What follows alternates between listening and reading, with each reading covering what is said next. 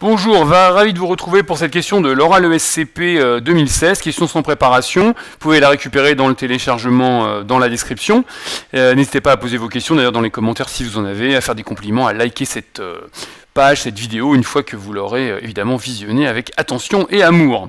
Alors, la première question qu'on nous pose, montrer que la suite UN définie par U0 égale 0 et quel que soit n dans grand N, UN plus 1 égale UN au carré plus 1 est strictement positive. Donc c'est une question sans préparation qu'on vous donne dans les mains au bout de 20-25 minutes. Donc voilà, il faut utiliser le tableau, réfléchir, jeter des idées et ne pas évidemment tout rédiger. Souvent on est récompensé pour les idées, les initiatives qu'on a prises et pas du tout pour une résolution complète. On a rarement le temps malheureusement. Alors la stricte croissance de cette suite, bon, ce qui doit vous venir naturellement, c'est de considérer UN plus 1 moins UN évidemment. Et donc, si on fait UN plus 1 moins UN, je vais pas de quantificateur, hein, j'imagine qu'on est à l'oral.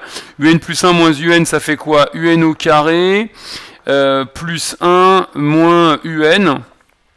Bon, donc c'est pas très inspirant. Alors après, il y a peut-être d'autres choses à démontrer. Nous, on veut le signe de cette quantité, d'accord? Donc, on pourrait éventuellement vouloir minorer, par exemple, ça pourrait faire penser à une identité remarquable. On pourrait essayer de minorer par UN au carré plus 1 moins 2 UN, puisque là on reconnaît UN moins 1 au carré. Auquel cas, si on arrive à faire ça, eh bien on est content, la suite est croissante. Alors pardon, ils veulent un strictement croissant, donc il faudrait voir comment se place la suite UN par rapport à 1, il faudrait que UN soit différent de 1, donc peut-être on peut réussir à faire apparaître ici plutôt une inégalité stricte. Alors là, pour que ça ce soit possible, il faudrait, là j'ai déjà de là à là, utiliser le fait que UN était strictement positive. Donc est-ce que UN est strictement positive? On ne nous le dit pas, mais enfin, vu la construction, U0 est égal à 0, et ensuite on fait UN au carré plus 1. Donc si on regarde les premiers rangs par exemple, U0 on nous dit que ça fait 0, U1 ça va faire 0 au carré plus 1 c'est-à-dire 1, et U2 eh bien 1 au carré plus 1 c'est-à-dire 2. Voilà, donc on peut montrer assez rapidement que quel que soit n appartenant à n étoiles, il faudrait faire une récurrence, UN est strictement inférieur à 1. Donc ça, je ne vais pas le faire. À l'oral, d'ailleurs, on ne vous demanderait sans doute pas de rédiger la récurrence. Par récurrence, on peut montrer que pour tout n dans n étoiles, UN est strictement plus grand que 1. Et dans ce cas-là, ce que j'ai énoncé un peu plus haut fonctionne très bien.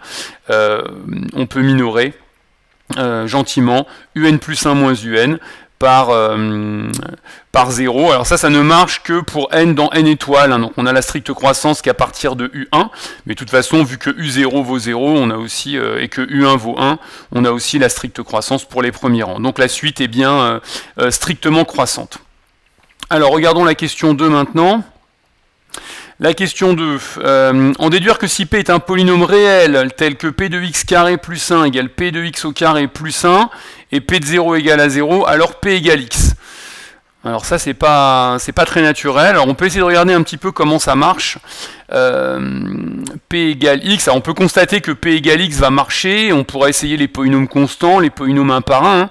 On pourrait très bien se dire, tiens, essayons P égale alpha, y a-t-il des solutions? Essayons P égale alpha x plus bêta. Ça pourrait être une approche. Essayons P égale alpha x2 plus bêta x plus c.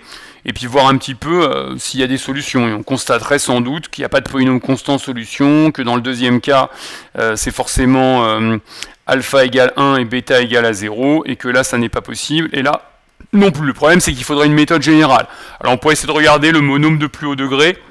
Bon, c'est manifestement pas l'idée qui est attendue, puisqu'il y a la première question. Donc, s'il faudrait, ce serait comprendre un petit peu à quoi va nous servir la première question. Si on regarde un peu comment fonctionne cette suite-là, on a U0 qui vaut 0, U1 qui vaut 0 au carré plus 1, c'est-à-dire 1.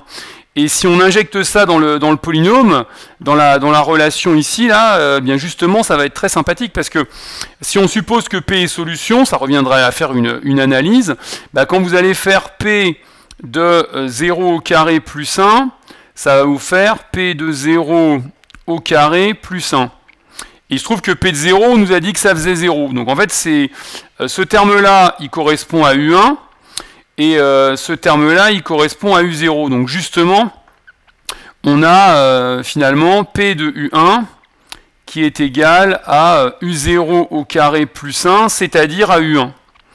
Et en fait, si on continue, comment ça va se passer? Quand on va faire P de U1 au carré plus 1, dans la formule, je remplace là-haut dans la formule X par le réel U1, P de U1 au carré, eh bien ça va faire P de U1 le tout au carré plus 1. Sauf que P de U1, ici, là, j'ai démontré que c'était égal à U1.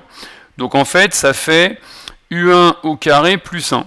Et donc je constate en fait que P de U2 est égal à U2. Et ainsi de suite. D'accord? Donc en fait, on pourrait démontrer par récurrence que P de UN est égal à UN, et ce, quel que soit N appartenant à grand N. Donc ça, c'est ce qu'on peut constater. Alors, quelle histoire avec ce P égale X? Eh bien, en fait, pour montrer que deux polynômes sont égaux, vous avez l'option de montrer que la différence est le polynôme nul. Alors, ils sont égaux en identifiant les coefficients sous forme de somme, mais là, on n'a pas d'information sur P sous forme de somme. Ils sont égaux en identifiant les factorisations en fonction des racines, ordre de multiplicité et coefficient dominant, mais là, on n'a pas non plus d'information non plus. En fait, on est en train de se demander si P est égal à X. Eh bien, ce qu'on va faire, c'est se demander si P moins X ne serait pas le polynôme nul. C'est exactement la même question. Et donc l'idée, c'est de dire, comme souvent, tiens, je vais poser le polynôme h égal à P de x moins x, et d'après ce qu'on vient d'établir au-dessus, il faudrait faire une récurrence. Eh bien, quel que soit n dans n, vous avez h de un qui est égal à 0. Et nous, h, on aimerait bien que ce soit le polynôme nul. Qu'est-ce qu'on a comme méthode pour montrer qu'un polynôme est nul? Eh bien qu'il ait une infinité de racines, ou en tout cas plus de racines que le degré éventuel. Si on est dans Rn crochet x, par exemple, au moins n plus une racine nous irait bien. Eh bien là, on a un qui est racine de h. La question, c'est pour tout n, mais est-ce que ces racines sont bien distinctes ou pas? Oui, grâce à la première question, comme la suite est strictement croissante, les un sont 2 à 2 distincts. Donc, avec la question 1, vous avez une infinité de racines.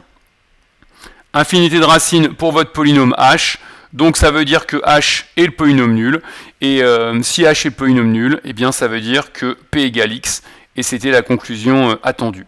Voilà, donc à nouveau une récurrence et l'utilisation de la question précédente. Je vous remercie de votre attention, pensez à liker cette vidéo, à faire part de vos commentaires ou de vos questions, et à consulter notre site web pour voir ce que nous proposons très prochainement concernant la préparation à l'oral de mathématiques pour HEC et pour le SCP, nos préparations annuelles, stages de vacances et cours collectifs hebdomadaires ou particuliers. Merci de votre attention et à la prochaine, au revoir.